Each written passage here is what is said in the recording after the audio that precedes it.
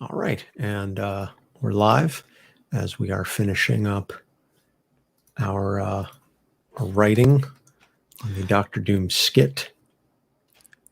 So, in line with what I just did for that charity, I am thinking that Doom, since he is like forwarding me this money, I am. Oh, what's the name of the freaking? Hold on a second. Gotta look something up. Uh,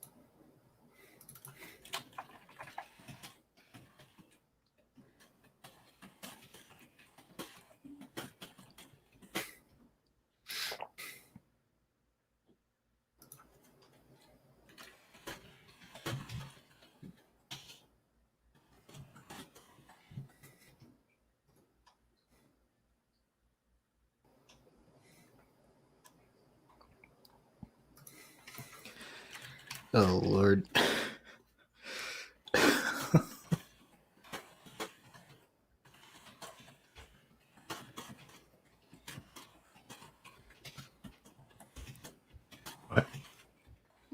Oh, you're. Oh, I thought you were typing.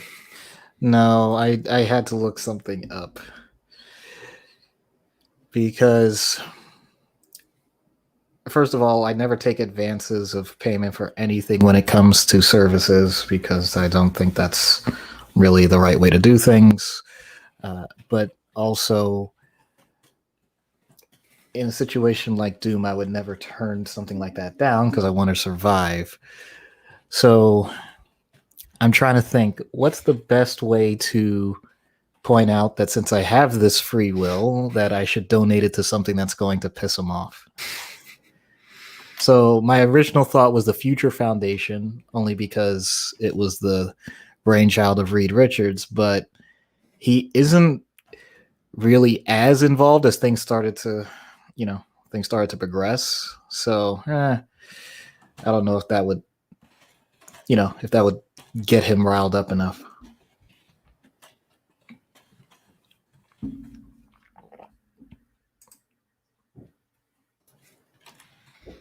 You don't think if you donated to the Future Foundation, it would piss off Doom?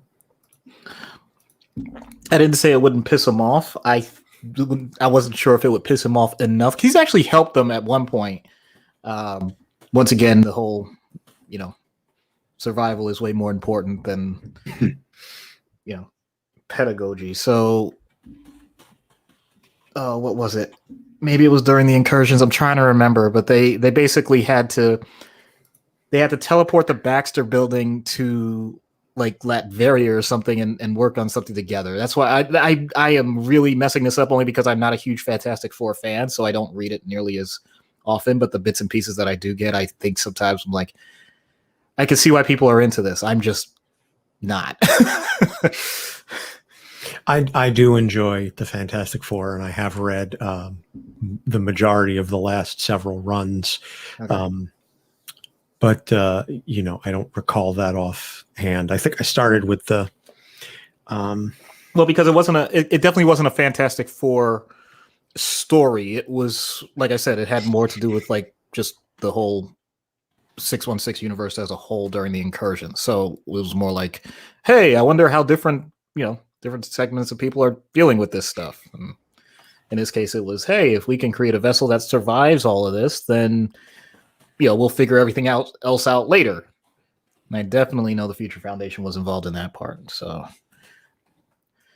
but this is where my brain becomes a puddle of mush because I just blend a lot of those things together after a while. But yeah. For the sake of time, I think that's what I'm gonna do. All right, so back to typing.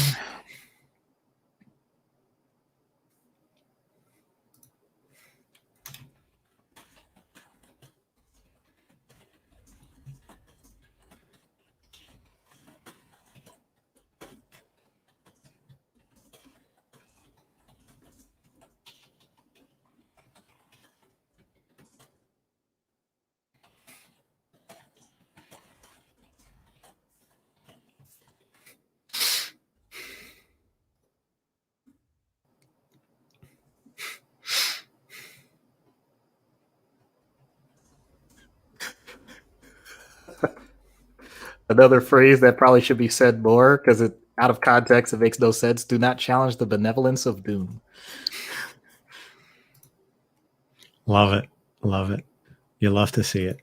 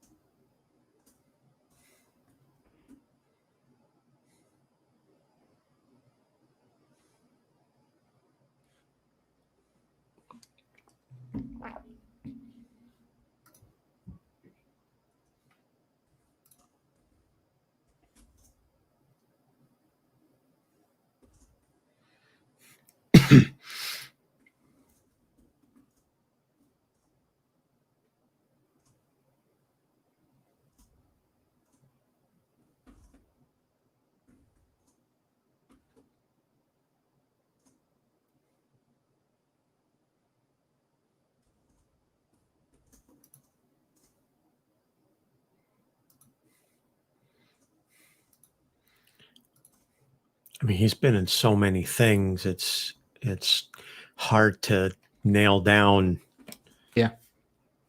Yeah. Doom's background. Yeah.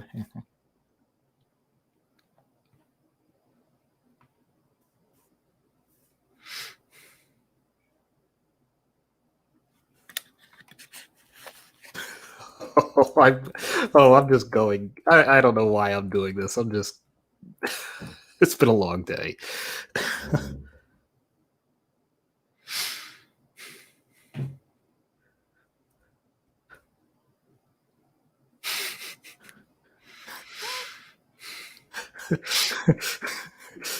Nice. Now, I don't even know like at this point because that's the thing. It's still a nice gesture, so I don't think he would want to do something to me in that way. But at the same time, I just love the idea that I'm just totally fucking with him at this point. Like, okay, man, you got everything figured out. Like, hey, this is what happens when you decide you're gonna, you know, have such a strong dominant hand and yet pretend that it's all magnanimous. Like, all right, I'll play into that.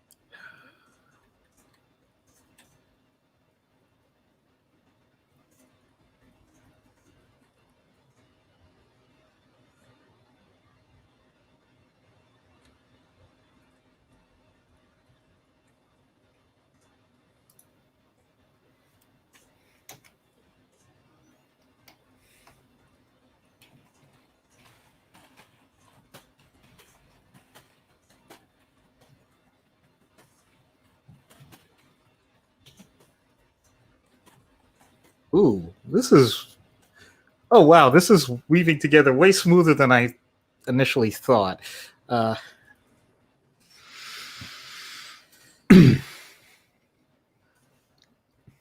Okay.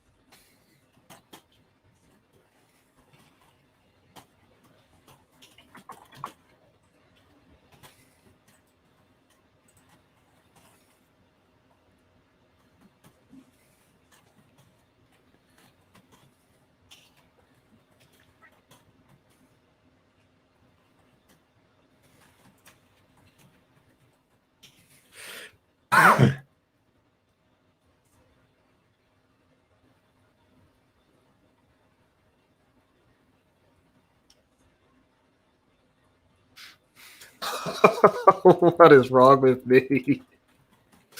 Oh. Why? Why do I write these things?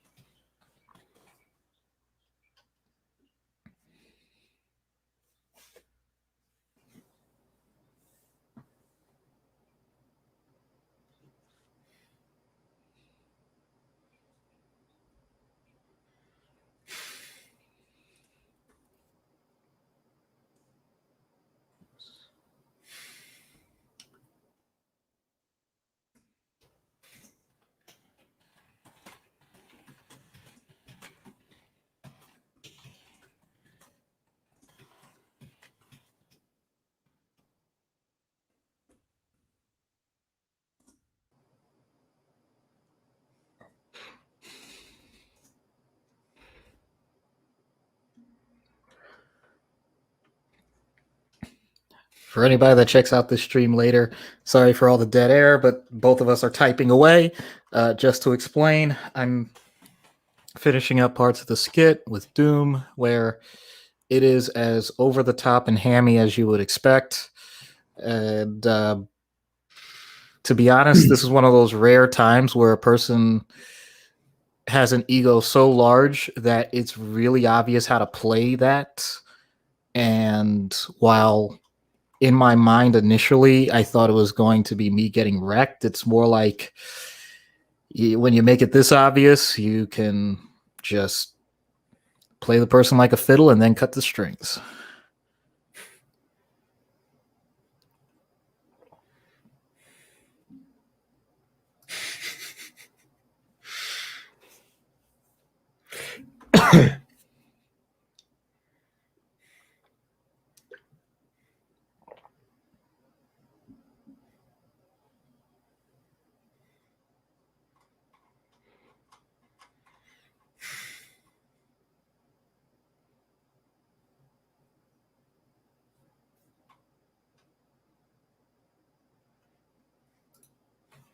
All right, let me pull up Matt's.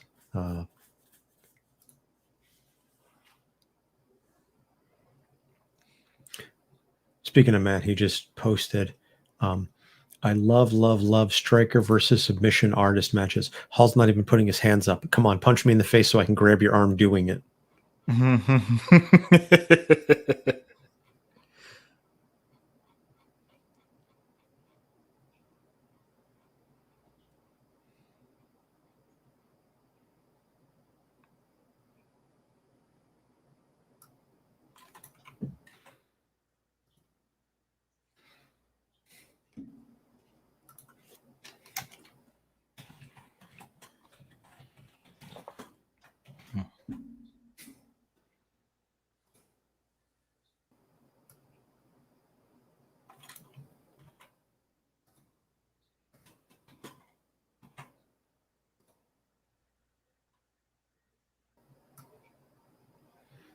We also need to do another trade paperback review, but I haven't heard back from Janine in eons.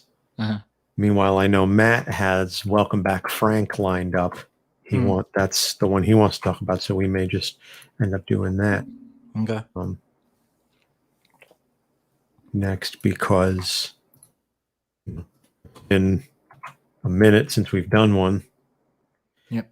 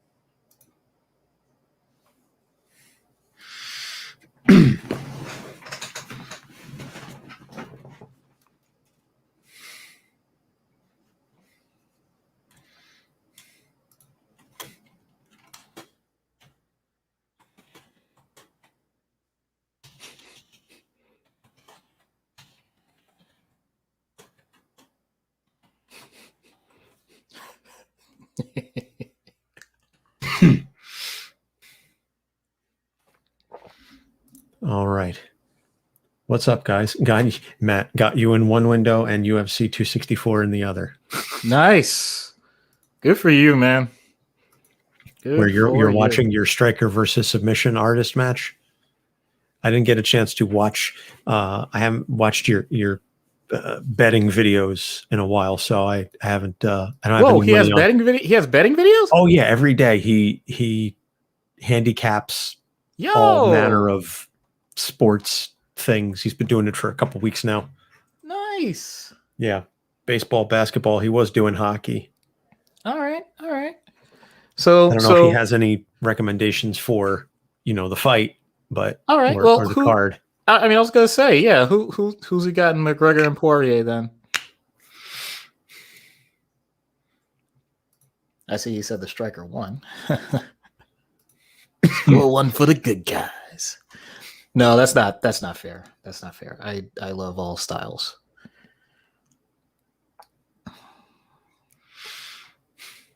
I would be a grappler myself if I were. I'm sure you would. And I'm pretty sure it's very obvious. I'm like, wait a minute. You're talking about combat sports, important use of footwork, loving the use of reach and head movement and just irregular patterns. Oh my god, how am I not a boxer? um, Also on Roku and Fire TV, Dog's Day TV. I don't know what that is. what is that? All right. Basically, Matt's got all the screens up, is what he's telling us. Hey, that's how I live my life, man. I totally get it. If I were upstairs in the living room, I'd be doing this while having some sporting event on in the background, and yeah.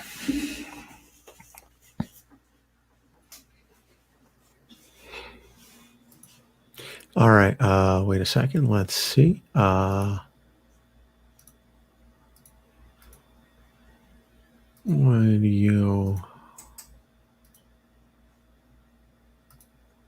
hardware. Okay, there we go. I had.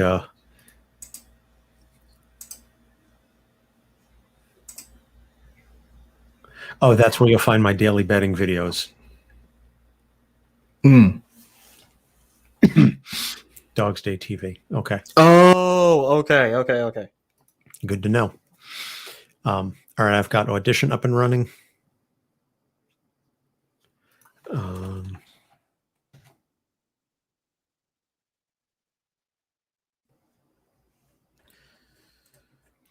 Oh, come on. Why? Why? Why ask why? Try Bud Dry. The default impulse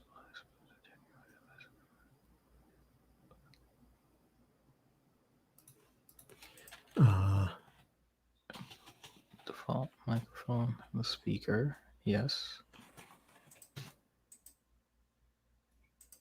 Settings. Speaker, headphones, speakers. Okay.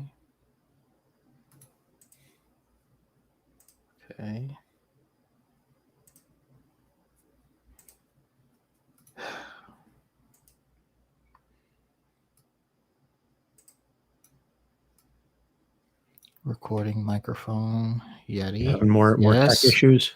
Yeah, and I don't know why, because it's recognizing my microphone right now. Oh boy. This is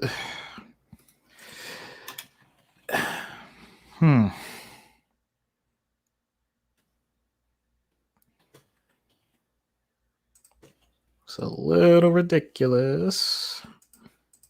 Communications. It's just so ridiculous. Also, playback. Why? What's going on?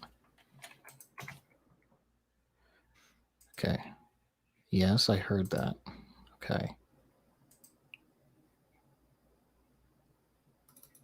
Here we go. I want to check the upcoming character list. Do, do, do, do, do.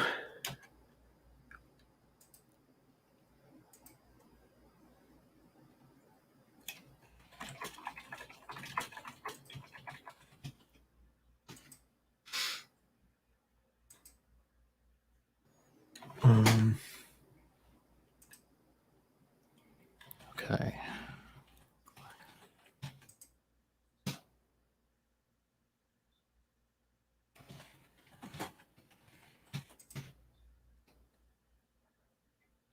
Input is the microphone.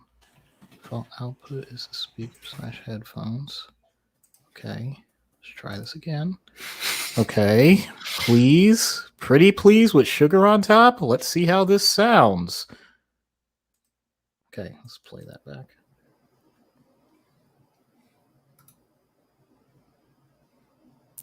Why is the Capes on the Couch calendar not showing up?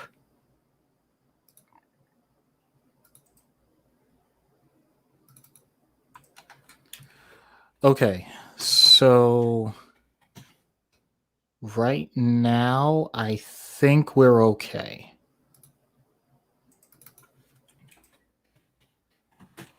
Why'd you stop? Oh my god. Man. Let's delete that again. Let's go. Don't you love technology? Yeah. To technology, the cause of and solution to all of life's problems. And yes, I know that was originally alcohol, but yeah. All right. So yes. Okay, I think I do have it fixed. Because I did a sample and it sounded great, and now I have the visual that I wanted to see to verify that. So Okay. yes, we are good to go. I have audition rolling. Okay, awesome. Let me just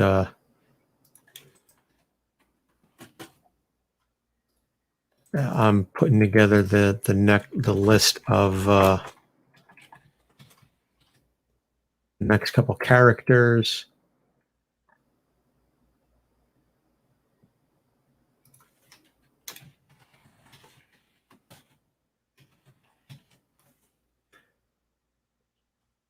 Matt is actually going to get 2 characters, not back to back, but we're doing Doom, and then we're doing Amanda Waller in 2 weeks after this because I want to time it with the Suicide Squad.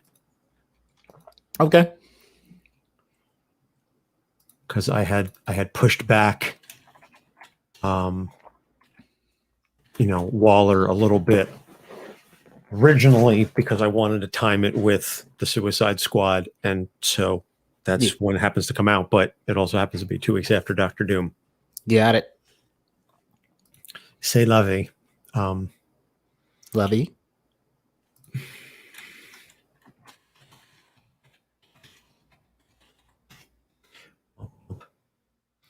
Okay, so then next episodes are after Doctor Doom, Joe Costa, Amanda Waller. I will not be voicing.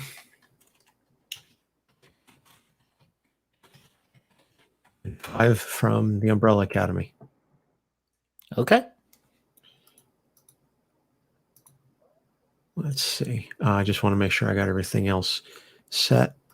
All right. So I have not started recording yet, only because I was in the middle of doing, all manner of other things. As a matter of fact, I can, let me just go ahead and start fresh. Yeah, at least now you know. Yeah. It works. Yeah, it's definitely working. Yep. Okay. Très bien. All right. And now I am officially recording. Okay. And you're recording. Yep. 1, 2, 3. All right. Let me get my show notes up on my other screen here. This is going to be another one where I will record my dialogue normally here and then just give it the bravado and everything that it requires at a later time. All right.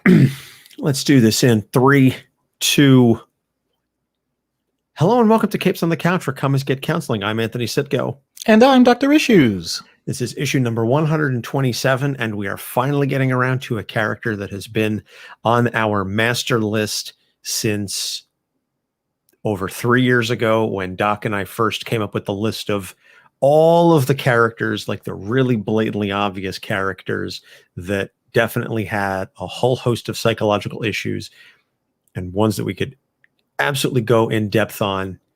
And again, it goes to show how awesome the show is and how many characters we've and the width and breadth of characters that we've done, that it has taken us 120 episodes, 127 episodes to get to Dr. Victor Von Doom. Yeah, he was one of the characters that you just immediately think of when you think of the premise of this show.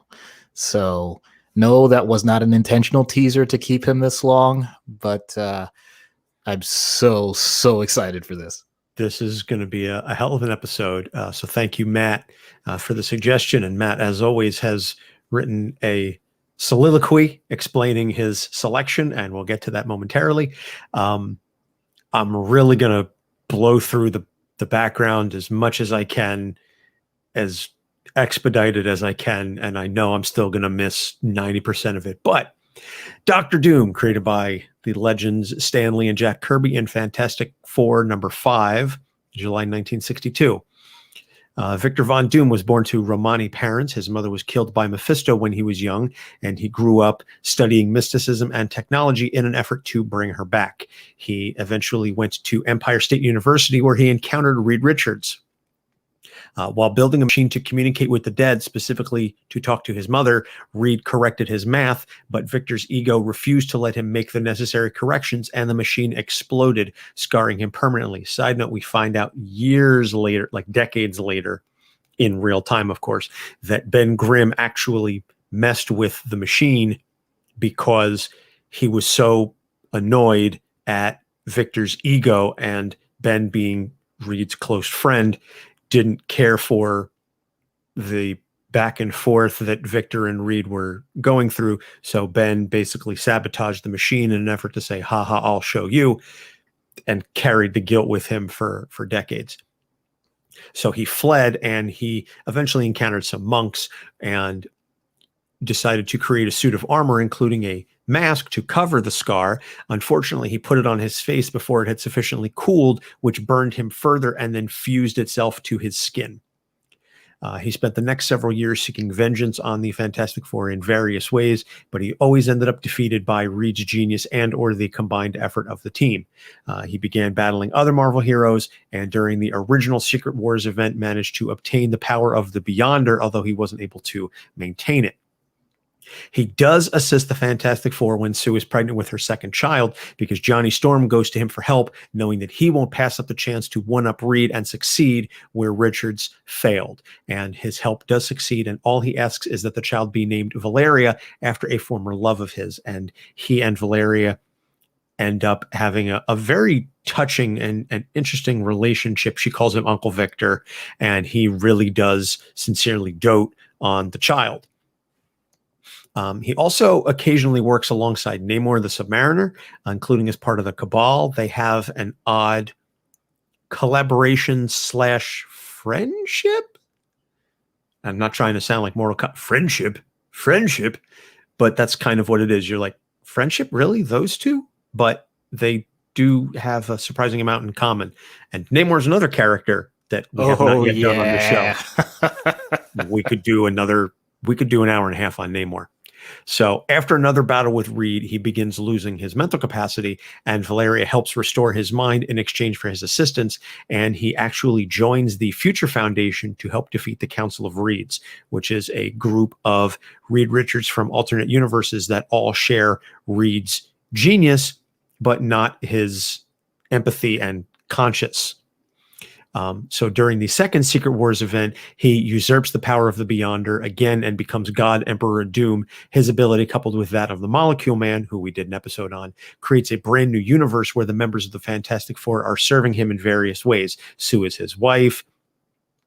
Franklin and Valeria are his kids. Johnny is the son. Ben is the wall surrounding the capital. And so Reed and a collection of surviving heroes defeat Doom and, using the restorative power of the Beyonder, heal Doom's face.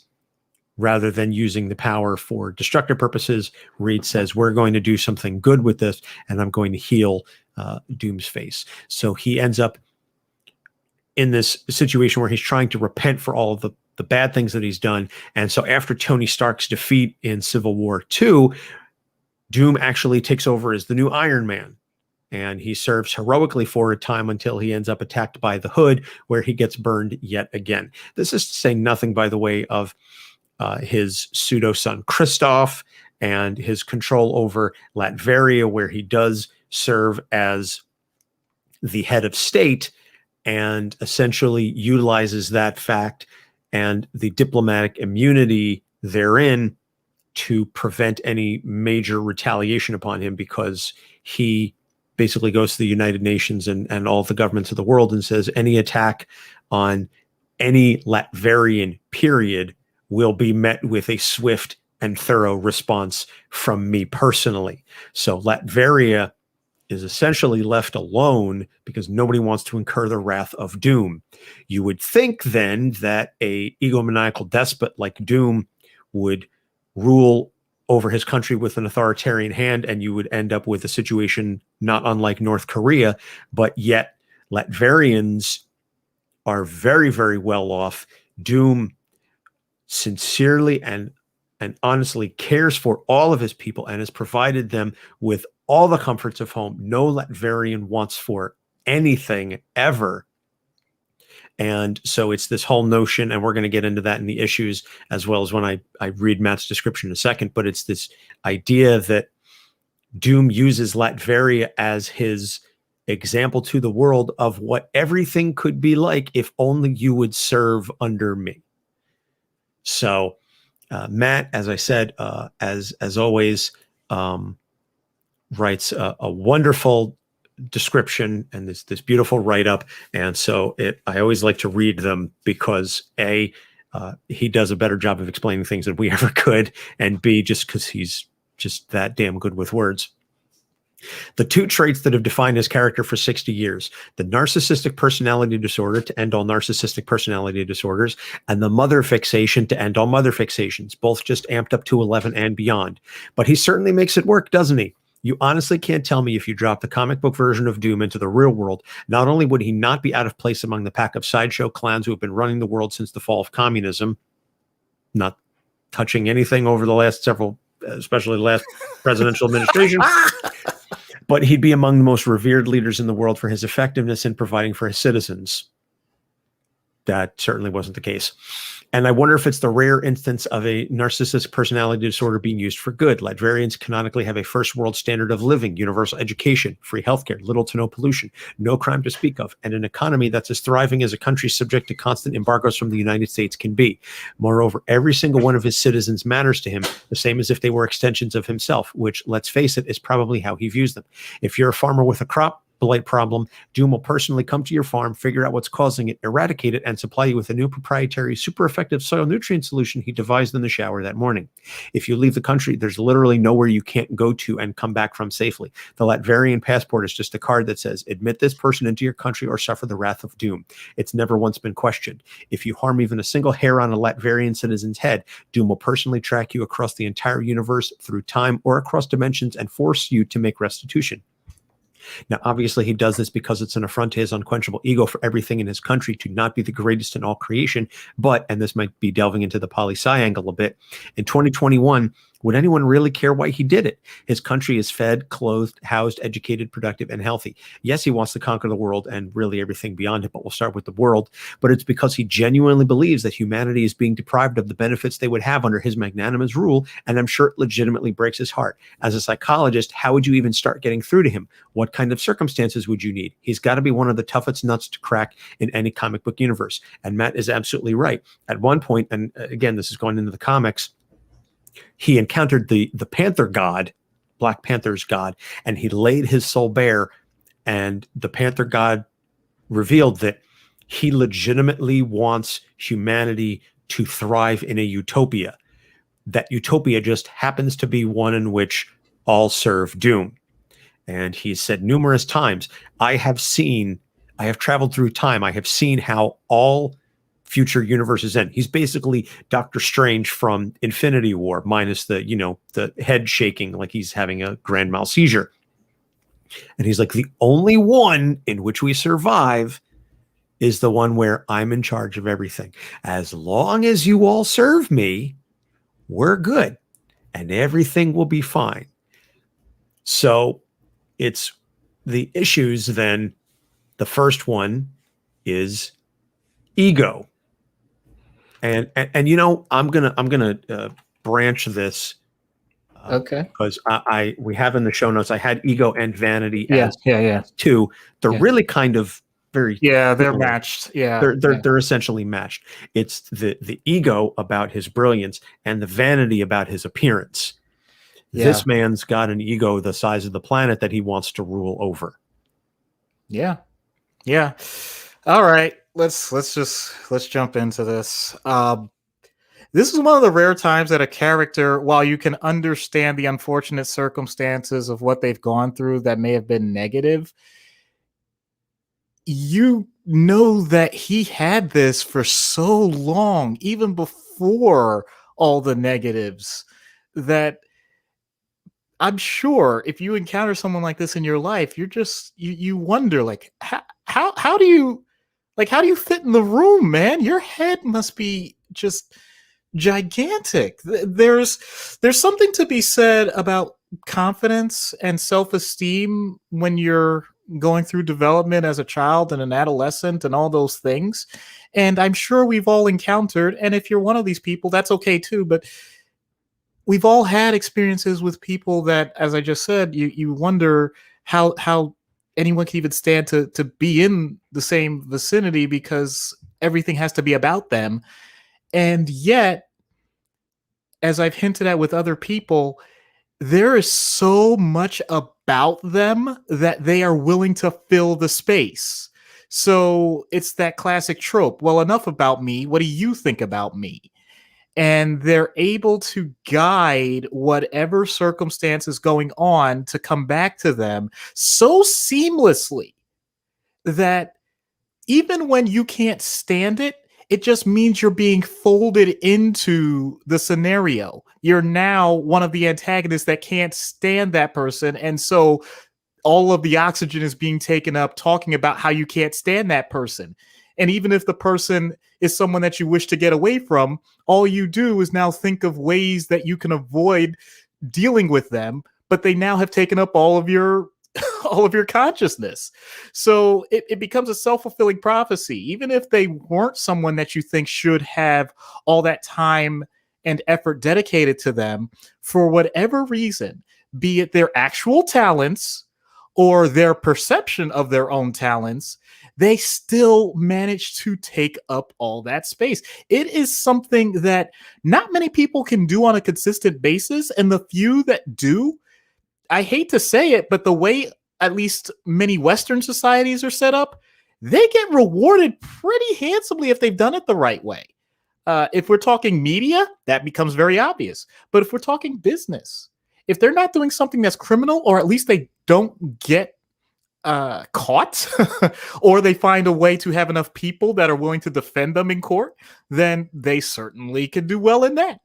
If we're talking science, we already see what's going on. How many people get lined up, and thankfully it's not many, but once in a while, I will go through a medical journal, and the second that I see a certain name, I immediately throw it away. And I don't mean that as an insult to the journal. I mean it as an insult to the particular person that I know is pushing a certain agenda, because they have to publish every like 2 or 3 months with something that's just a reiteration of something they've already said that either has been debunked or kind of pushed to the wayside because we found other ways to do it. But because they've managed to get a public audience above and beyond the scientific community, they still end up as a huge name. I'm not going to blast anybody out here because that's not the point of this podcast. But those types of things, it's one of those rare scenarios where we're saying, as Matt so eloquently put it, we're saying that this is a quote unquote negative thing, and yet it constantly is getting rewarded. Well, you, me, or anybody else, if you're telling me one thing, but you're giving me another, I'm going to respond to your actions way more than I'm going to respond to your superficial words. And yes, I'm using that sarcastically when I say superficial, because if my bank account's getting bigger, or I'm getting more press, or I'm getting more bookings, or whatever, and I still have my job and my business is growing and all that stuff, it doesn't really matter what you say about me. All that matters is that you're still putting all that effort into thinking about me. So, Fallout Boy, I don't care what you think as long as it's about me. yeah, yeah. And just to bring it back, Matt is listening, so he points out Thomas Jefferson had a lot of this, and I'm doing my best to resist the obvious Hamilton references there. But What did anyway, I miss? you got it, you got it. But yeah, I mean, it's one of those things, and I know I've mentioned this with other characters. You know, if it's not bragging if you can back it up, but above and beyond that, it's not just whether or not it's bragging and you can back it up. It's that you bragged about it, you back up some of it, you then exaggerate the amount that you backed it up, and then other people talk about whether or not you backed it up as much as you thought. So then you just have to bring it up again so that they continue to talk about it. So yeah, it's just this It's an perpetual Ouroboros. I was gonna say perpetual motion machine, but either way, yeah. Yeah, it's an Ouroboros of ego that, you know, then, well, as you said, sort of becomes self-sustaining, but then you have to keep sustaining it because it's the only thing keeping you alive. Yeah, and also just to bring up, because I think I'd be remiss if I didn't tie in, as we already said, with the mask and the burns and all those other things. It became a feature, not a bug. So on one hand, we've had many characters that have had these types of incidents happen, and yes, it does definitely leave some mark on their psyche, but we can start to discern where they have delineated where that starts and stops. There is no starting and stopping with Doom with it. And the fact that he has taken what for many people would be considered a disfigurement, and it's now something that is more than ominous. It's omnipresent. It's just, you know, that mask. You know when you see that, like, that's power. That's just an awe-inspiring presence. And to turn something like that around, while on one hand can be commendable, on the other hand, it does say a lot, where you're taking an accident and a really unfortunate situation. You're not making lemons out of lemonade. You created a lemonade factory and just like made sure that it's the biggest lemonade factory that's put all other lemonade factories out of business, and stole the lemons while you were, undercutting everyone else's prices. I'm purposely embellishing all of this because that's what Doom is. That's what he is. He's an embellishment of ego. He definitely is. And Matt brings up a beautiful expression, a Mobius strip of ego. It begins nowhere and leads nowhere. Beautiful. Matt really has a way with words. He really, really does. So the next issue then, and Matt did allude to this a little bit in the description, Mama's Boy writ large. So much of Doom's raison d'etre is, at least in the beginning, is not just the rivalry with Reed Richards, and we'll get to that because that's clearly issue number 3, but this desire to bring his mother back. His mother died when he was very young, and he worshipped her. And so much of his study of mysticism and technology and everything that he wants to learn is to bring his mother back, to be able to talk to her one more time, to be able to just have one more moment with his mother. That is powerful. And, I haven't lost, both my parents are still alive, but I can't imagine that grief of losing your parent at a young age ever really leaves you. Yeah, yeah. And so as always with this show, we are very real and down to earth with ourselves, and I'm going to do that with myself. So I'm not delusional. I know my mother is alive, but in a certain way, and anyone that knows me personally knows what I'm talking about here. My mother, well, much of my mother is gone, and I am definitely a mama's boy. So I'm what I'm about to say about doom is something that I also acknowledge. Uh, Ego aside, regardless of if you're a narcissist or if you're antisocial, or if you actually are highly introverted and don't want attention, or you're the life of the party, or whatever. I'm not even talking about anything specific. If you are falling into this category, there's nothing wrong with it. You just have to acknowledge it. There is a certain bond that happens with a mother and a child for obvious reasons. It's a survival point. There, you don't exist without them. And in theory, for a certain period of your lifetime, and we don't have to get into how long that can be, they can provide you nourishment as long as they're healthy. So you can be, you can have everything taken care of by that one person in existence for quite a long period of time when you're developing. So from that standpoint, that bond can be incredibly powerful. But also there is, and not to be gender specific, but I'll admit I have a selfish reason to say this as a male, where there can also be an idea of reciprocating that feeling, that emotion. As you get older, a lot of children have this with either one of their parents, where they've done so much for you, you want to do the same for them. And in this case, Doom never even got that chance. So Victor, not just having that love of his mother, but also the idea, especially let's go back to that ego, the idea that he could do so much for so many people, and yet he didn't get the chance to really do that for her. And then through all of his study, the idea that you get a do-over, who wouldn't take that? That's not just a Victor thing. I mean, that's something like, really, if someone could walk up to you and said, let's be honest, without major repercussions to anyone else, you could have that person back in your life. That is an amazing idea. It's a fantasy. It really is, but it's a tempting one. And this is where comics really can bring forth some level of visceral response that you can't say otherwise. Uh, I know I feel this way, and I'm sure other people do. I would give anything to have certain conversations and moments with my mother back. And the idea that I could put and dedicate my life to doing something like that, I can't blame him on that.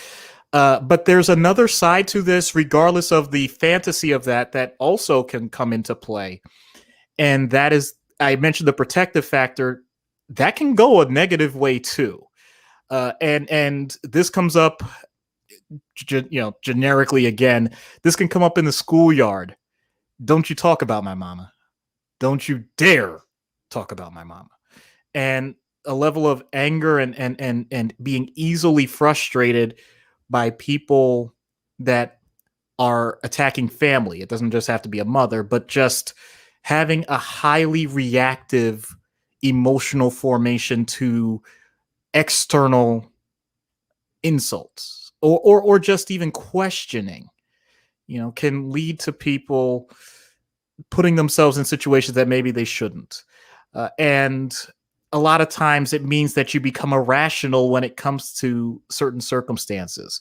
I'm going to give a very baseline example of this. Let's say, for no reason of or no fault of anyone else, a parent is caught, let's say, stealing, or caught cheating on something, like whatever, a negative situation. Some people will just blindly do whatever they can to either cover it up or fight it as best they can, or do whatever they can because it's this person that's so important to them. Facts be damned. There is a certain ground where you recognize you're not going to fit with the rest of society on how they're going to view this. And while it's commendable that you want to feel that way about family and you want to do something like that, recognize that you're also putting yourself in harm's way if you're willing to go away from society's norms to that extreme a level. And think about how Doom was handling all of this when you add in how he presents himself in the first place. And that's how you get such a tight and well crafted origin for a character like this. This is one of those rare times where, even with rewrites, even with other other factors that come into play here and there, this character is so well crafted that you just, within the first few issues of whatever you picked up with him, you knew what you were dealing with Victor. And yeah, the mama's boy thing is a big part of that. And we'll get to, because we already did the ego, we'll get to the other big one in just a little bit. Yeah, and Matt points out, particularly since he knew his mother's soul was canonically in Mephisto's hell, that has to add a whole bunch of layers to it. That is the other part of it, certainly, that it's not just that his mother is dead, it's that his mother was killed by Mephisto and is rotting, his mother is in hell. So it's not just that I want to talk to her again, it's I need to rescue her. Yeah. Yeah, and that's, well, ironically, I didn't know Matt's comment was there, but that that actually does play directly into what I was just saying. Like, not that his mother had done anything specifically wrong, but I'm just saying, like, when you think of the idea of hell being a punishment and, all of that, it's like, okay, but if someone's in a bad situation because they've done a bad thing, you want to help them, but how do you help them? If you're a mama's boy, you have this temptation of not just wanting to help in a way that's considered ethical and valuable. It's also potentially highly destructive to other people and illegal. So there's always that risk too. So, yeah. Yeah. So the last one, and again, we could go on and on about Victor, but the last one is the rivalry with Richards. This never-ending, enduring hatred that he has for Mr. Fantastic, Reed Richards, is funny and sad, and so many emotions all tied in one, because this is such a major part of his life. This is, again, right up there with the, it's part of the ego. It is certainly connected to the ego, but in particular, it is distilled. It's not just that he can't let anybody beat him. He'll not that he takes any defeat laying down, but especially not Reed. It is personal. It is bitter. It is angry with Reed Richards. And to spend decades of your life, again, not just with the ego, but decades of your life loathing a particular individual and doing what you can to one-up them, and fighting and doing whatever you can to show that I am better, I am smarter, I am stronger and more powerful than this hero. Why don't you love me like him? Yeah, this is the type of thing that, oh boy, I know people are going to get annoyed with this, but I got to admit, I'm a sports fan. I am a boxing fan. The first thing that came to mind with this was Muhammad Ali and Joe Frazier, because Muhammad Ali was this larger than life human being, captivated people, was not always beloved, was clearly had many detractors, first with the change of his name from Cassius Clay to Muhammad Ali, but then also the whole draft situation where he's stripped of his championship. And you have Joe Frazier, working man, common man, but incredible infighter, just, hardworking, obviously highly skilled and talented, ends up winning a championship. So then you have the personality clashes. But there was a difference there, and this is where I'm going to equate it directly with this situation in the comics. Muhammad Ali viewed Joe Frazier as a fantastic foe and rival, and he wanted to win his matches. Joe Frazier wanted to destroy everything that Muhammad Ali stood for because he felt that he didn't treat him as a human being. There is a huge difference there. Even though you two are competing and you put together great encounters, there was a difference in terms of the intensity of how one man felt versus the other. Reed Richards, whenever he's doing something, is looking to solve a problem. And whether you are for him or against him, his main point is, okay, well, how are we going to get this done? As opposed to Victor, who is more like, whether or not there is a problem, I have to beat you. In other words, what are your priorities? Are your priorities the task at hand, or are your priorities the person? And Reed will always put the situation above the person, to the point that it's always been a joke once they started making this type of diagnosis. Was he on the spectrum in terms of autism, in terms of how he interacts with things? Because sometimes it seems like he completely divorces his emotions from his intellectual discussion of things. I mean, this is a man that once, left a whole like species of aliens on a planet micro-sized because he says, well, there's nothing else there, so it doesn't matter. But at the same time, Victor, it's incredible how, for someone we said has an ego, and in theory that means wouldn't have the same concern for other people, he's willing to make it a one-on-one with every single situation, every single encounter. In other words, if he had the actual time to do it, if he were talking to an audience of millions, then he would want to know, what do I have to say to each individual person to get them to understand what's happening? That's how intense he is with how he thinks about things when it comes to interactions. The fact that there's someone, though, that has similarities, and this is what really gets to him, similarities in intellect, similarities in terms of public attention. I'm not saying good or bad, just the magnitude. And you match that along with, in theory, when you think about them being at university and all of that. So now you're talking similar cohorts in so many different ways.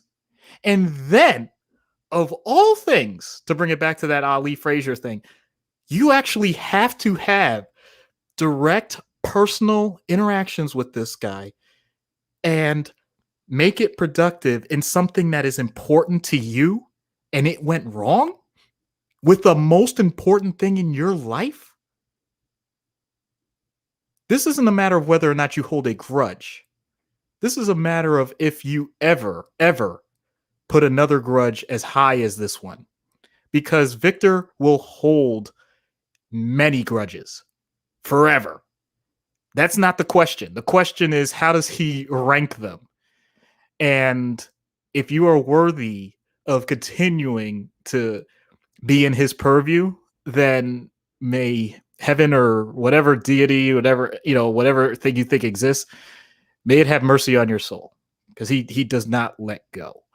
And to bring this back, because if I take the analogy, I'm going to actually give some of the information, and it's really unfortunate because there's been multiple documentaries on those two fighters, but at one point, and I don't know if it was still there, but Joe Frazier actually, if you called his cell phone, there was a poem, and I'm going to say this is float like a butterfly, sting like a bee. Look at the way he is, and you'll see. Referring to Muhammad Ali's Parkinsonism. And so, wow. Yeah, that's what I'm getting at. That's how bitter that was. And Ali, whenever he did interviews, pointed out it wasn't that way for him. So it isn't just a matter of whether or not people can have a beef. It's that it is so lopsided in terms of how one person feels versus the other, even when they acknowledge it's a rivalry. That's pain. That's not just the anger. That's not just wanting to get back. That's saying that there's a part of your soul that hurts, that even when it's quote unquote patched up, because actually they did start having conversations and they did talk later in life, but you could tell like that's a wound that's never going to heal, And Victor, forget the scars, whether they're there or not. That's an indelible mark that his just entire profile will never allow him to forgive. I mean, that's the problem. It's not just whether or not he thinks he's right. It's just that he knows Reed is wrong. Yeah. Matt says, reminds me of Larry Bird and Magic Johnson, honestly. Mm.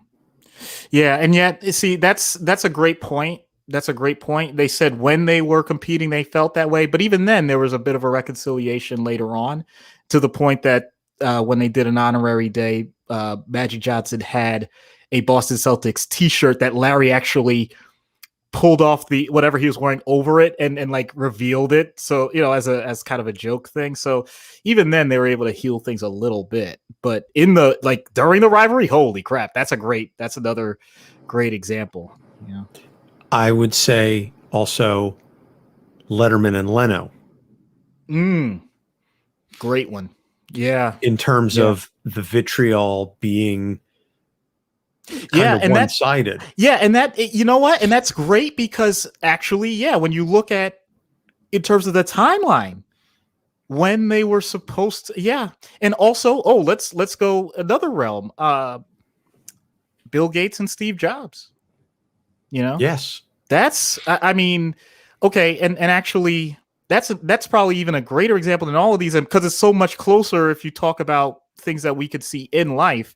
And there was a confrontation between Steve and Bill when Microsoft was making public their engagement after they were supposed to sign a private agreement. Microsoft was actually supposed to be exclusive to Apple. And basically, Bill went a completely different direction. Steve found out about it. He confronted him about it. And he says, "You are stealing from us." To which Bill had a very interesting answer. He said, "Well, actually, if you're saying that I stole from you, it's more like we both were trying to steal from Xerox." Why am I saying that? Because Xerox had created something that was a machine that had certain software that was designed for household use and storage of information. In other words, Xerox had the idea for a personal computer way before Apple or Microsoft were even on their merry ways. So Bill was willing to acknowledge that while Steve wasn't.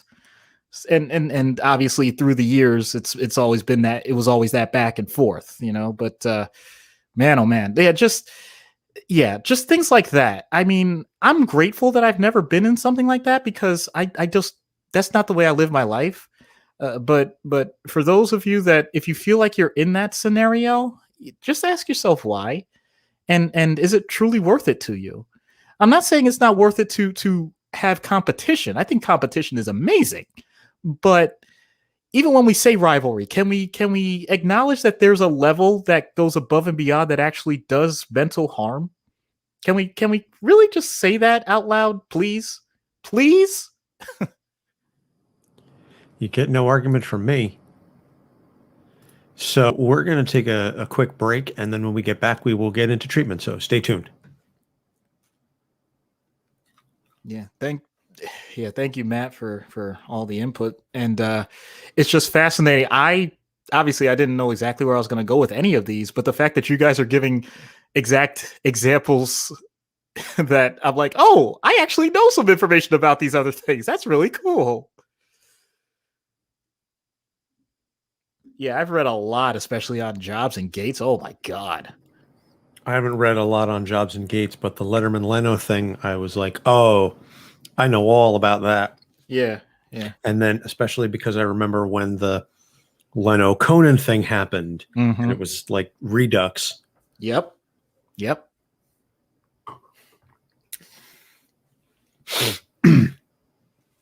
All right. And we're back in 3, 2, and welcome back. So in-universe treatment for Victor Von Doom. This is actually incredibly simple. Incredibly simple. All I have to do is apply for citizenship to Latveria. I have to be one of his own. And I have to be the one person that wants to set up. And here's the point. I know how this works. I can't just set up my practice. I have to set up the ministry of psychiatry, and I have to make sure I make it as large and productive as possible. I need as many psychiatrists, nurse practitioners, social workers, licensed professional counselors, therapists, life coaches, art therapists, music therapists, recreational therapists, substance abuse counselors, everyone. I need to get as many as I can, and I need to make this budget as big as possible. And I need to screw it up. Why do I need to screw it up? Because that's the thing that Victor does. Victor can't stand the idea in his own country that something is going wrong. He has to fix it. But as anyone that works in mental health, you don't just snap your fingers and fix it. You really have to dig in. You have to be fully invested. And therefore, if I get someone with the size of his ego to actually become a part of an entire nation's organization for mental health and make sure that he can prove that someone that's trained in the field still can't do it as well as he can, then that plays right into what he would want and gives him the opportunity then, if he's doing it the right way, because once again, he has to become an excellent person in mental health, not just adequate, then maybe, just maybe, it would lead to some insight for himself, because that's something that a lot of people in mental health strive to do. Ooh, I did not see it going that way. I know. Okay. So out of universe, egomaniacal. I'm not naming names. I'm just saying because there are clear differences. I got it. Egomaniacal head of state with parental issues, but who genuinely wants what's best for people, if only they would just listen to him. See that last part that clearly delineates the difference between himself and any other potential person I'd legitimately be speaking about. Yeah. You know, this is a tough one because I'm going to be very candid. This person never shows up in my office and probably doesn't show up in any office ever. Period. People like this do not seek that type of treatment. Their entire construct of the world does not allow for it. And I don't mean to say that patronizingly. I'm saying that as a direct observation. It doesn't even have to be on a national level, okay? It can be on the individual business level. It can be head of household of a family. When people get to that certain point and they know they're right, you're not going to seek out a person that's going to tell you you're wrong. The best you can hope for is that they allow for someone to point out their blind spots, meaning things that they still have yet to learn. Not that they're ignorant, but that they're still on their journey of expanding that profound knowledge of things they already knew. Notice the wording that I'm using here. I'm really, really close to just plain old sucking up, but not doing it to the point where they think that I'm subservient to them. Because I still have my own show to run. I still have to do things my way. But as long as I let the person think that they're leading everything, then it plays right into what they would want. But once again, the main thing is getting them in the door, and it just doesn't really happen. I'll tell you when it happens. It happens when it's court mandated or multiple family member mandated or something like that, in which case, going back to just about every other narcissist, you end up with this very fragile balance. And for anyone that's heard previous episodes, I know this is the broken record part, but now I have a bigger problem, not just whether or not I'm able to get through in treatment, but because they've built up so many walls and barriers to even discuss these types of things. Heaven forbid there's a breakthrough that was not planned for or unexpected, because then there's a certain level of fragility. And if you shatter that glass cannon, that's now allowing other types of emotions and thoughts of maybe they're not the best, or maybe they're not exactly what they thought they were in so many different ways, then you can have severe depression, anxiety, anger, all these things come out that they have never experienced in that way before. And you really have to help the person build them back up. So it's like, great. So now I'm taking something that, this person built them up to be a mountain. I just came and crashed that down. And it's like, okay, maybe I don't want to reconstruct a mountain. Maybe I do, but I don't want a molehill. So I gotta go for decent size. It's just it becomes a balancing act. But once again, only if the person allows for it, which is once again uncommon. So it's very frustrating, and you can hear that in my voice. But if a person's willing to do it, they can have just as much success as anyone else, but it takes time. This is also one of those long processes, not happening overnight. Yeah, this is a decon recon situation. You are deconstructing the person down to some sort of an essence, and then having to build them back up, because at their foundation, to go back to your mountain metaphor, the foundation of that mountain is so unstable that you can't rebuild on top of that. You need to break down all the way to the base level, and then rebuild on top of that. And that's terraforming essentially. And that is not an easy task. Matt says, Aaron Sorkin is the real life example of this.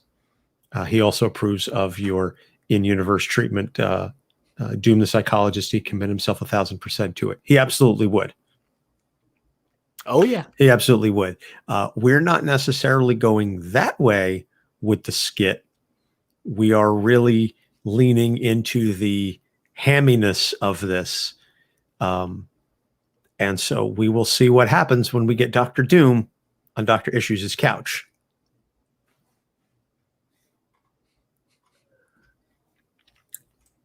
So for Matt and whoever else is watching, I'm just going to read the dialogue, not flat, but at a reasonable volume, because my kid's asleep in the next room, and I will re-record with the proper bass and projection that one such as Doom requires at a later date, but you'll still get the feel for what this is going for. Terraforming of the soul. That is, oh my goodness. Wow. Terraforming of the soul. That's what it is. You think back to the line from Yoda, you must unlearn what you have learned. Mm-hmm. And so much. Mark Twain has a thing about education is all about unlearning, something to that. I'm fucking it up, but it's unlearning is so important. Yeah. So you want to talk about is an account on Instagram. I follow them, and they have regular posts about all stuff. And they just had one today about unlearning and how it's so important to grow, to acknowledge the things that you thought you knew, and that you have to be willing to say that's not actually the case.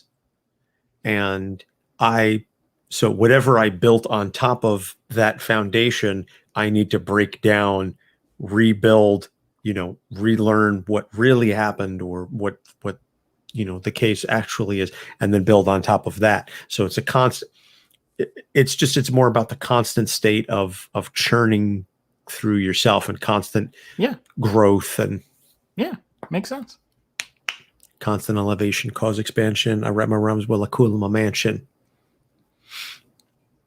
Hey, I haven't quoted Rakim or rapped on this show in God knows how long. Good point. So,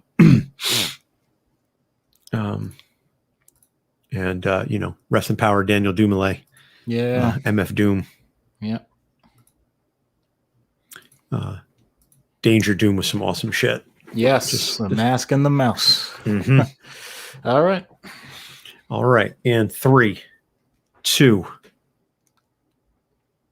Hello, Dr. Doom. I'm Dr. Issues. Good afternoon, fellow doctor. Do you compare your degree with the might of Doom? What? Of course not. A wise move. None can match the wisdom and brilliance of Doom. Not even Richards, although he would never admit it. I think that's record time for someone to bring up a personal nemesis without prompting. Nemesis? No. Richards is not worthy of such a title, nor the brain power it would require to deem him so. I merely mention him to stave off any such ideas you might have of comparing us. Doom's nemeses are ignorance and myopia. And you do this by mentioning yourself in the third person, barely registering someone that has led to some setbacks and registering a speech pattern that I can only describe as 11. Doom does not suffer setbacks. Doom wins or learns. Well, that would explain the oodles of wisdom. What was that?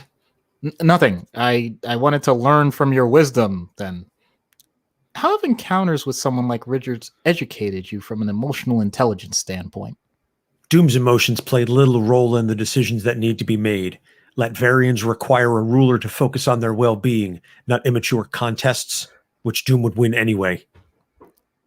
In that case, heavy is the head that wears the crown or mask. How do you manage the stress of being the sole decision maker for a whole country? There is no stress. My citizens deserve the best. That is what they shall have. Doom cares not for what other nations provide for their people. But do you always know what's best? I mean, what if Yes. I didn't even get to my Question Doom at your own peril. Okay, I shall learn from this, as you say. There is no replacement for ignorance of others' emotions. No matter how well-intentioned you are, the citizens of your country will always know that you want what is best for them. When will you know before their revolution that they have changed, as all humans do? Doom standards evolve with time. Do not confuse disregard for political niceties with lack of concern for the citizenry. Every Latverian is important to Doom. The opinions of the rest of the world are irrelevant, however. So people aren't important. Got it. Until humanity recognizes their best hope of survival and advancement is through Doom, the focus shall be on the best life for Latverians. Doom cannot force mankind to see this, only provide a living example for them to strive and ultimately fail to achieve. Cool. So the rest of humanity survives its own way and sees this nice, shiny, relatively small, fancy object of a country that they can't have and whistles on by. I mean, history's most elaborate footnote from your description. If only everyone else had listened, then the ultimate martyr would have had a brighter day in the sun. Doom has foreseen all the timelines. The only one in which humanity survives and thrives is that which Doom controls. The world ignores this at its own peril. The world ignores a lot of things all the time.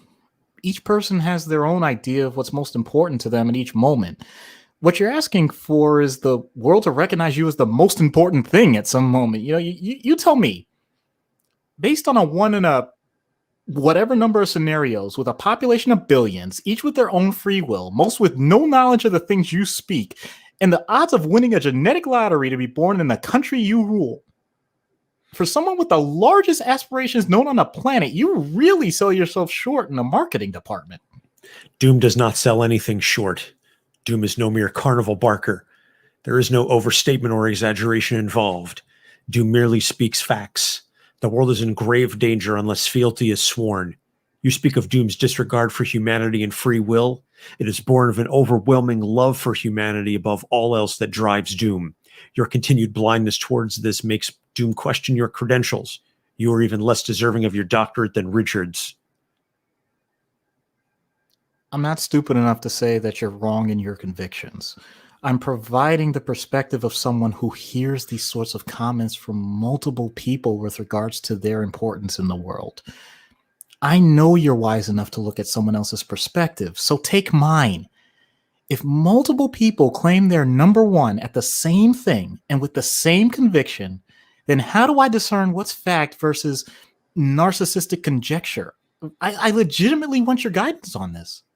Doom is number one because Doom wills it to be so. In addition, Latveria's standard of living is proof of Doom's magnanimous nature. If all mankind enjoyed the same benefits, there is no end to what could be achieved. So it is not mere conjecture or boasting, it is factual. Doom's leadership exceeds all others. Magnanimous? By that logic, you'd be willing to give me some credit for taking the time as an outsider to try to learn your motivations, your culture, your experience. So it shall be. Blink. What's this? Why would I get a notification? Sorry. What's this? Why would I get a notification from my bank? I don't even have it linked. What did you do? You dare question Doom's sincerity and his love of mankind? If you truly are an ambassador to Latveria, even if Doom does not require such need of a doctor, I do not waste resources on such an encounter. Are you overpaying to make it seem like this session was more important than it appears, even though you disagree with me? This is the experience of all who serve the health of Latveria. So you're saying this is my money at this point to do with as I please? Do not challenge the benevolence of Doom. Alrighty. Just let me get this transfer going and there. Okay. I'm glad that you are such a fantastic soul. Doom is quite aware of your history with puns. What did you just do? I just donated some excess money, net of my standard fee, of course, to a few things, a future foundation, maybe. This insult will not stand. No. What insult? You've collaborated before with the Freedom Foundation and correction. You've collaborated before with the Future Foundation to save existence itself, and after all, this is my choice, not yours. I think they may be perplexed by the for the good of Latveria comment. If there is a meeting of the minds with Richards because of this, then I will hold you personally responsible. And I will be obligated, based on your oft-mentioned wisdom, to acknowledge my role, since I really can't lie about it. Would you rather me be an anonymous cog in the wheel or part of your team to make ongoing improvements? Doom has no need of a team, but a subservient advisor may prove of use from time to time. Consider it done, non-citizen minion of mental health. Minion? Well, that's better than prisoner or casualty, I guess. Your gratitude is appreciated. Doom has spoken. Oh my god. Yeah. It's always fun when we get to play, with these really, really big characters. I mean, like the realistic skits are fun because we get to, really parse things out and we get to have some emotion. But for somebody like Doom, you can't not play it like that. Yeah. What am I supposed to do? Play this like this, nuanced, subtle, weird thing? No. Doom is ham-fisted as all get out. Doom is Raul Julia in Street Fighter on steroids. Yes. Oh my goodness. That's like I think about that from time to time. I'm like, we have never seen a good Doctor Doom, on film, but the best performance of a Doctor Doom was Raul Julia in Street Fighter. Yep.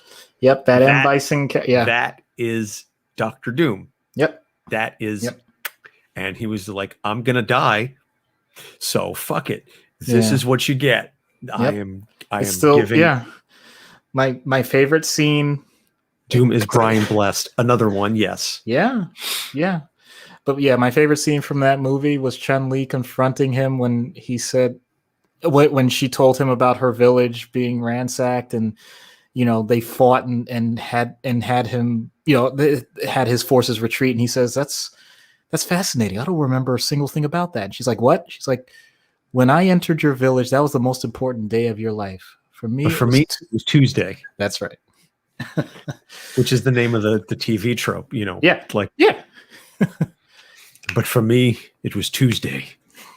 Like, it's just, I distinctly remember watching that on VHS, Mm-hmm. at home with my sister way back in the day.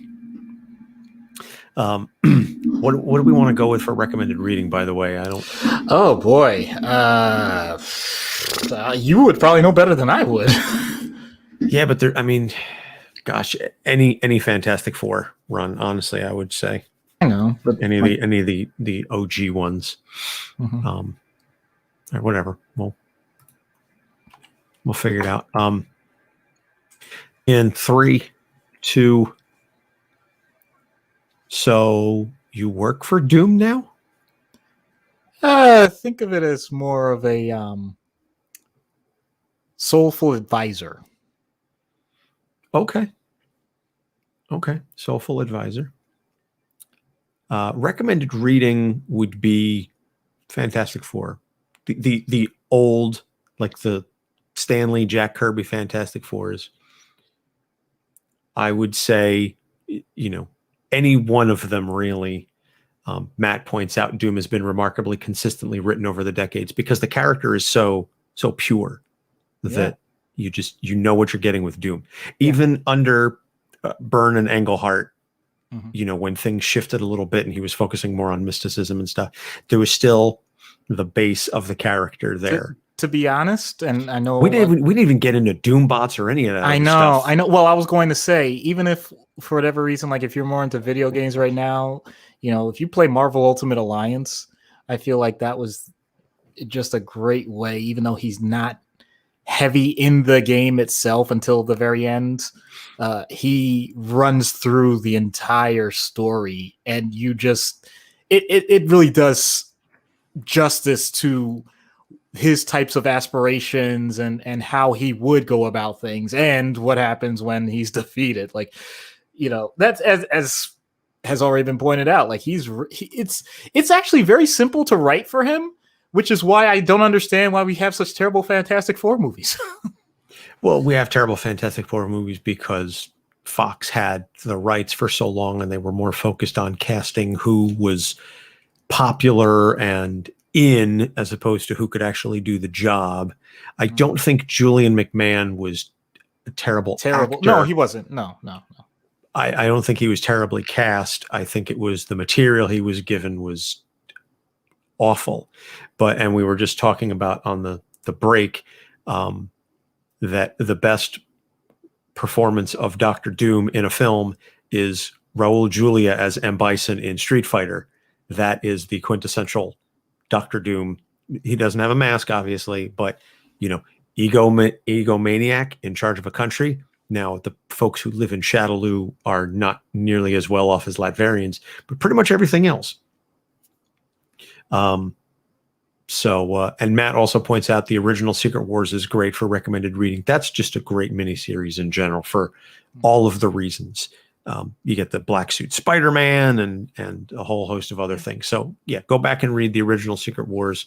I did also enjoy the new Secret Wars, not to be confused with Secret Wars 2, which, from the 80s. I mean, like the redo of Secret Wars from like 5 or 6 years, 5 years ago or so, where Doom does, with the incursions between Ultimate and 616 Marvel, and Doom takes over the universe and basically, breaks up the Fantastic Four and has them all serve him because he's petty AF.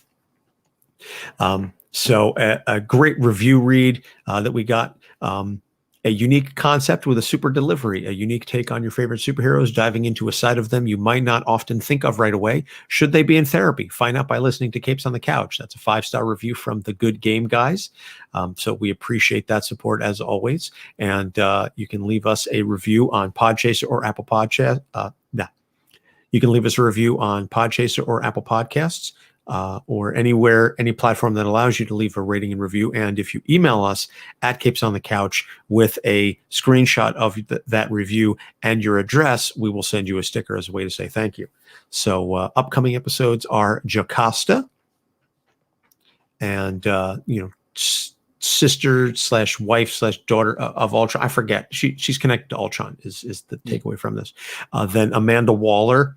Another Matt episode, so it's not quite back to back, but Dr. Doom just happened to come up in the rotation, but Amanda Waller we're going to throw in there because of the Suicide Squad movie coming out soon, which I definitely want to see.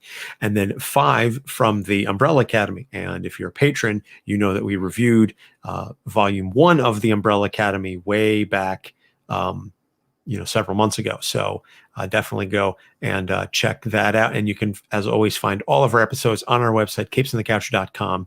We are on Facebook, Instagram, and Twitter at Capes on the Couch, the aforementioned capesonthecouch@gmail.com if you want to contact us and ask us any questions or, just generally leave us some commentary or your thoughts on our episodes. And, I also think that if you're listening to this episode or if you're reading Dr. Doom, you should listen to Mad Villainy by MF Doom. Rest in power, Daniel Dumoulin. Just a hell of a rapper. Yeah. So Doc, anything you want to add before we leave? When you think of someone like Doom, there's a lot of anxiety, fear, sadness, pain, suffering. But think about it. If you just turn that around, you'll end up in control of your mood. Boom. For Doc Issues, I'm Anthony Sitko. Thanks for listening, and we will see you next week. I originally was going to go with something just directly Doom related, and I realized, no, that's way too obvious. And I swear to God, that was like maybe 2 seconds before you turned it over to me. I'm like, ooh, I hope I say this right. All right. So thank you, Matt, for the commentary. Which fight is up right now in UFC? I'm assuming they still have a ways to go before the main event. Right.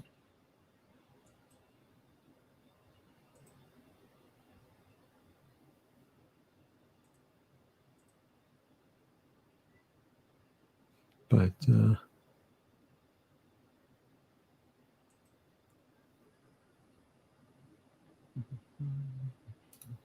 alrighty. So that's done. And so Sabrina and Yaz and I, we are tomorrow morning heading off to Chicago. How long are you going to be there? Until Thursday. So would you be available to record Friday night or no? Yes. Okay. I mean, I would have said something when you brought it up during poker. Don't worry. Sure. Well, it was just a reminder. Yeah. Are you going to be at poker, or is that? No, I don't think I'm going to be at poker. Okay, fair enough. We're up to Sean O'Malley's fight against the Rookie. Okay. Cool. All right, I am going to edit the Rogue episode for just a little bit longer, and then conk out because I have a busy day tomorrow. We're going to see Black Widow. Nice. In theaters. Yeah. Gotcha. But first, I have to help my sister pack all her stuff up because she's moving.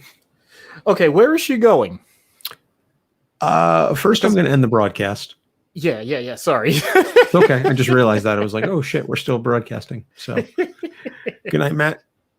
Catch you later. And, by the way, Matt, I'm going to talk to you offline to figure out your schedule when we can cover the Welcome Back Frank, which literally I was just about to say, if you want to do Welcome Back Frank, Lindsay is home until September, so anytime before that, was literally going to say you're next up because I can't get hold of Janine, so we're going to do Welcome Back Frank.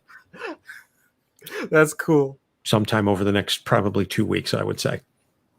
So yeah, we'll touch base on the scheduling offline. So otherwise, hasta mañana.